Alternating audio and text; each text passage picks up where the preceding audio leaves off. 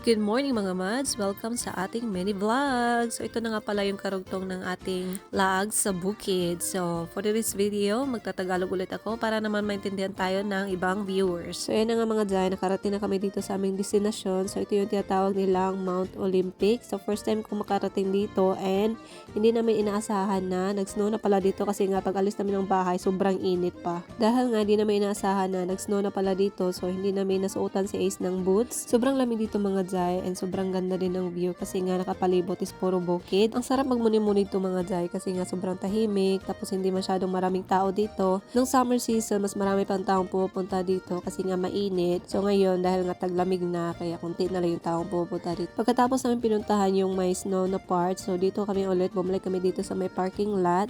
Tapos, ayan yung beauty niya, guys. Sobrang ganda. Masasabi mo lang talaga sa sarili mo na totoo ba talaga to? Kasi dati sa picture ko lang to nakita yung ganitong view. Tapos, ayan, umupo ako sa may tabi at ini-enjoy ko yung beauty na nakita ko ngayon. Kasi hindi ko ito siya makikita araw-araw. Naalala ko tuloy yung pamilya ko sa Pilipinas. Sana nakita nila yung ano na nakita ko ngayon dito. Iba pa rin talaga yung saya pag pumunta ka sa ibang lugar na sobrang ganda. Tapos kasama mo yung buong pamilya. Ayun mga day, hindi na din kami nagtagal dito at umalis na din kami. Siguro mga 1 hour lang din yung stay namin dito kasi nga wala naman masyadong ganap dito. Itong view lang talaga. Pauwi na sana kami pero tinanong ako ni Daddy Sam kung gusto ko ba daw mag-stop by dito sa may beach. So sabi ko sa kanya pwede naman kaya ayan nag-ano muna kami dito nagmuni-muni and sobrang lakas ng current ng tubig guys. So wala masyadong maligo kasi nga sobrang lamig din. Hanggang dito na lang yung ating mini vlog guys kasi nga wala talaga akong gana mag voice over ngayon kasi nga may sakit ako pero laban lang dai. Ayaw ko kasi mabset sa ating mini vlog. So see you guys our next vlog. Bye bye bye. Mwah.